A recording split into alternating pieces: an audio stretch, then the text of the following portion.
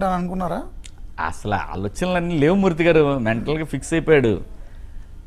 Games ఎలా games అన్నారు, okay games first వీకే అయ్యేవాడిని housemate నేను.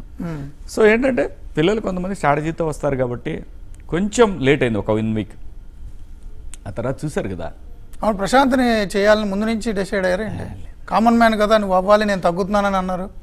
మీ ఇంటి దగ్గరికి వచ్చిందని కూడా త్యాగం చేసి. అది బడ్డీస్ టాస్క్. అది ఆ టాస్క్లో నేనేమన్నా నాకు ఎందుకంటే ఆ పిల్లాడు అప్పటికే 5 వారాలు అయినట్టుంది, 5 వారాలు 4 వారాలు అయిన తర్వాత మంచి గేమర్ అండి, భలే ఆడతాడండి అబ్బాయి.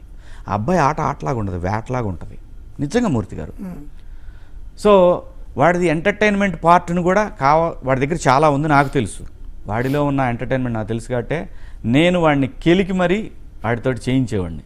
సో దాని తర్వాత వాడికి అర్థమైపోయింది, ఓహో ఇది కూడా కావాలి కదా ఆ ఎంటర్టైన్మెంట్ వాళ్ళ దగ్గర ఉంది, నేను చేసిందేం లేదు.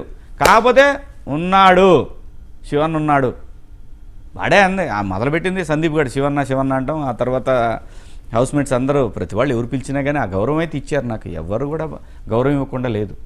ప్రతివాడు అదే మాటతోటి పిలిచేవాళ్ళు. ఇంకా వాడికి ఏంటంటే ఒక ధైర్యం అన్న ఉన్నాడు అంటే పాపం కామన్ మ్యాన్ బ్యాక్గ్రౌండ్ నుంచి వచ్చాడు, మాట్లాడలేడు అని అంటే మాట్లాడకపోతే ఎవరికైనా కొంచెం ఈజీగానే తీసుకుంటారు కదా. ఏయ్ అలా కాదు, అది వాడికి కనెక్ట్ అయిపోయాడు నాకు, మోరల్ బూస్ట్ అయింది. ఆ తర్వాత యావరు, ఆ తర్వాత రతిక, ఆ తర్వాత బోలే, ఆ తర్వాత అశ్విని, ఆ తర్వాత నయిని, అందరూ కనెక్ట్ అయ్యారు.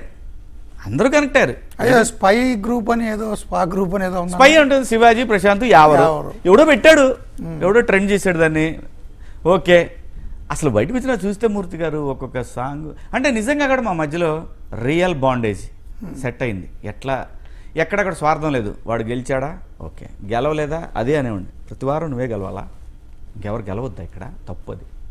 సో ఇలాంటి చిన్న చిన్న విషయాలు నేను వాళ్ళకి అంటే ఒక ప్రస్థానం జరుగుతున్నప్పుడు మీరు డిసైడ్ అయ్యారా కామన్ మ్యాన్ గెలిపించాలి నేను గెలవడానికి కాదనే ఫీల్ వచ్చిందా? అదే ఎందుకంటే ప్రతిసారి కొన్ని ఎపిసోడ్లో అనిపించింది ప్రశాంత్ని గెలిపించడానికే శివాజీ ఉన్నారు అనే ఫీల్.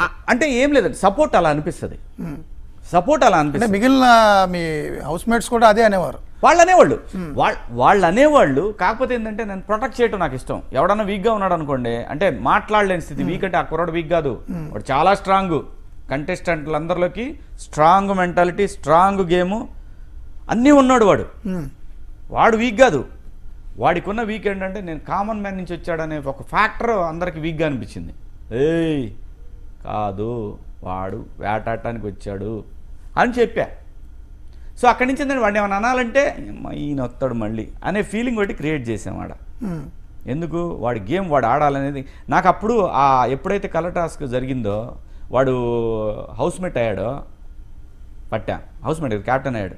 ఇంకా వదలొద్దు వీడిని, వీడి దగ్గర చాలా టాలెంట్ బయటికి రావాలండి. ఎవడు గెలుస్తాడని జనం చెప్పాలి. కానీ ఆ తర్వాత యావరు జంప్స్ అండి పిల్లలిద్దరు బయట నుంచి, అంటే ఒక కామన్ మ్యాన్ కేటగిరీ నుంచి ఆల్మోస్ట్ యావరు కూడా అంతే, ఒక మోడల్ కేటగిరీ నుంచి వచ్చాడు.